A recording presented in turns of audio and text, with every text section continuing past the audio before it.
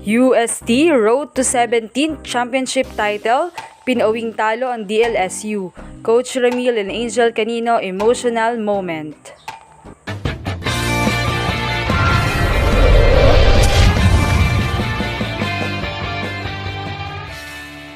Halos hindi na nga magkarinigan sa venue dahil sa mga fans mula sa UST at De La Salle.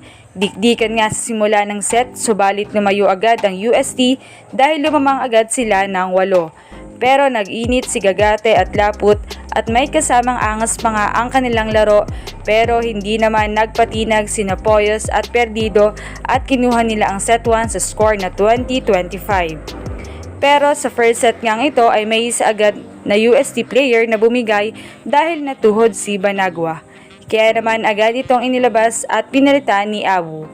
Second set nga ay nagitgitan pa rin at hindi naghihiwalay ang score. Pero errors ang pumatay noon sa UST, from service, attacking at setting error. Dito ay lumamang na ang Lasal. Nagiba ang takbo ng laro ng Lasal matapos magmamaw si Soreño from attacking and blocking. Tatlong magkakasunod na blocks kay Perdido ang nagpabuhay sa Lasal upang makuha ang second set sa score na 16-25. Pagtungtong naman ng set 3 ay dikit muli ang score coming from the attacks of Laput para sa Lasal, pero matinding mga palo naman ang pinakawalan ni Poyos, Perdido at Jurado coming from the beautiful sets of Carvalho. Kaya naman nakuha nila ang set 3 sa score na 20-25. Habang sa set 4 naman, inilaban ng Lasal upang madala sa 5th set ang laban para sa tsansang magkaroon pa ng do or die game. Hindi naman bumitaw ang Lasal at tinapos ang set 4 sa score na 19-25. Sa set 5 nga, para maituring na now or never game para sa Lasal para sa finals, ay hindi sila nakaporma dahil nalamangan agad sila ng UST ng 3 at hindi hinayaang makahabol pa. It was a heartbreaking loss for Lasal. 7-15 score ay nawala na ang hope nila na makatungtong muli sa finals this season at ma-defend ang corona. Sa elimination round nga this season ay never nilang natalo ang UST at sa pinaka-importanteng laban this semis ay bigo pa rin sila.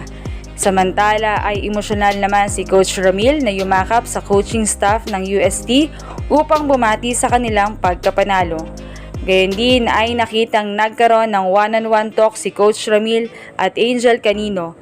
Sobrang emotional si Angel, na tila minomotivate ni Coach Ramil na kaya pa nilang bumawi, especially next season. Knowing Angel is only incoming 3rd year, ay may panahon pa para maibalik nila ang corona sa TAF.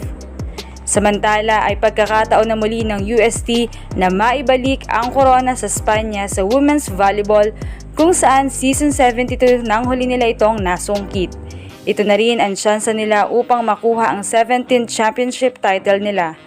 From 1974 to 1976, 1984 to 1990, 1992, 1993, 1996, 1997, 2007 at ang huli nga ay ang 2010, which is season 72.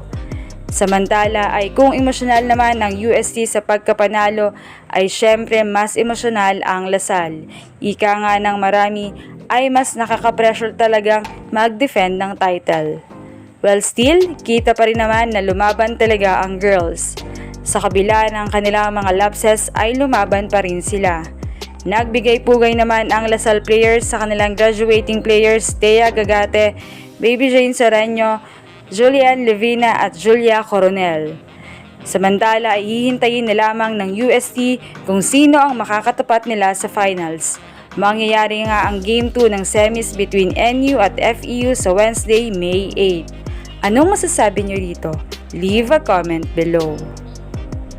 Thank you for watching and don't forget to subscribe.